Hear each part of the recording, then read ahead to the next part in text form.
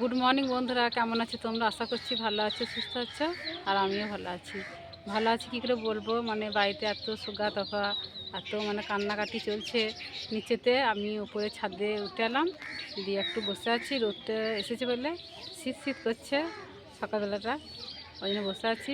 Brush করা হয়ে গেছে, এখনও চা খাইনি। সব দেখি নিচে গিয়ে চা করবো, সবাইকে দেবো, দিয়ে আমিও একটু খাবো। সকালবেলাতেই ভাবলাম বাড়ি যাব, কিন্তু সবাই আটকাটকি করছে, বলছে এখন এই বেলাটা যেতে হয় না, এই বেলাটা থেকে যাবে, ও বেলায় যাবে। সেই জন্য সবার কথা না করতে পারলাম না, বিকেলেই বাড়ি যাব। আর আজকে আমার মাও আসবে এখানে, তো দেখি কখন আসে। জবা গাছটা এত জবা ধরেছে, যত না পাতা তত ফুল। কাছ থেকে দেখালে তো মানে আরও মানে অসংখ্য ফুল, অসংখ্য, এক ঝুড়ি ফুল হবে। এইটা হচ্ছে বড় মামা শ্বশুরের বাড়ি।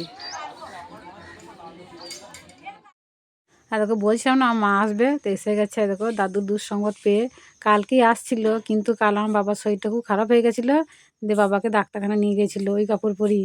সেই জন্য আর আসতে পারে না, এই জন্য আজকে এলো।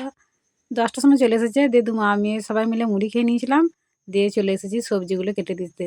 রান্না করছে, তো রান্না বেটা ছেলেরাই করবে, আমরা দু মা মেয়ে মিলে সবজিগুলো কেটে দিচ্ছি। অনেক সবজি, মানে সবজি বলতে এখন তো মানে অছুত চলছে, সব কিছুই নিরামিষ রান্না হবে, আলু পোস্ত আর টক এই বানাচ্ছি আর কি।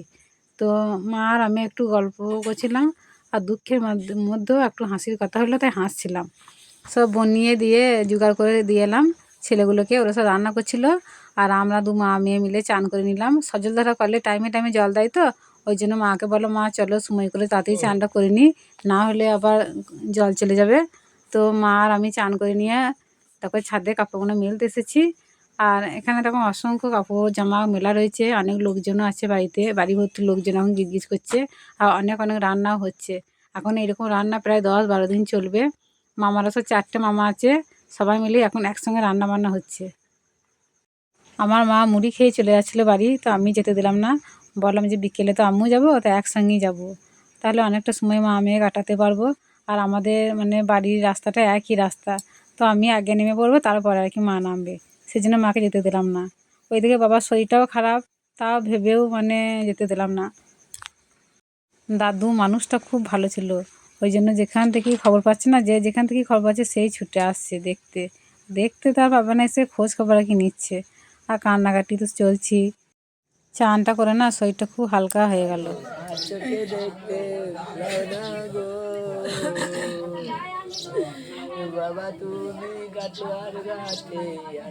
আমরা বাড়ি চলে এসেছি, সন্ধ্যেবেলাতে এসেছি, তখন সন্ধ্যা হয়ে গেছিলো। দিয়ে এসে দেখি বাবা বাড়িতে যে অবস্থা হয়ে পড়ে আছে। দই কাপড় দিয়ে হাত পা দিলাম, বাড়ি ঘরটা পরিষ্কার করলাম, দিয়ে যা যা করেছিলাম তিনজনা মিলে সেগুলো সব মানে খুলে পালদাতে রেখে দিয়েছি, কালকে কাচবো, দিয়ে চান করে নেবো। দিয়ে বাড়ির জামা কাপড় কাচা ছিল সেগুলি পরেছে এখন। আর আমার তো মানে এত শরীরটা খারাপ করছে, মনটাও খারাপ, শরীরটাও খারাপ। কাল থেকে ঠিকঠাকভাবে খাওয়া হয়নি, ঘুম হয়নি। আমি বললাম রান্নাই করতে পারবো না, মুড়ি খেয়ে নেবো দুটো। চপ বেগুনি নিয়ে এসে দোকান থেকে যা কিছু কিনে, তা ও বলছে যে না মুড়ি খাবো না, কো আমি রান্না করছি, তোমাকে রান্না করতে হবে না, তুমি চুপ করে বসো গা। তো আমি বিছানা পেতে নিয়েছি, যে বসেছিলাম, যে দেখছি ও রান্নাটা করছে, তোমাদের সঙ্গে একটু শেয়ার করি। তো রান্নাটা করছে গ্যাসেতে, এই দেখো আমি কিছুই করিনি। তো আমরা করুক, রান্না বান্না করে যদি ডাকতে খেতে, তবে উঠে এসে একবার উঠে এসে দুটো খাবো, আর যদি না ডাকে তা খাবো না, উঠবো না, ঘুমিয়ে যাবো। আর যত মুলি মাঝে শরীরটা আমার ক্লিয়ার হবে, ভালো লাগবে। তো ঘুমটা আমার এখন আসল ওষুধ। কাল থেকে ঠিকঠাক ওষুধগুলো খাওয়া হয় না, নিয়ে যায় নাই তো। তাহলে রান্না করছে, যা করছে করবো, আমি আর কিছু দেখবো না, তো যা ভালো বুঝে তাই করুক। তো বন্ধুরা ভিডিওটা আজকে এই পর্যন্তই, দেখা হচ্ছে আগামী পর্বে। সবাই সুস্থ থাকো, ভালো থাকো, সবাইকে টাটা।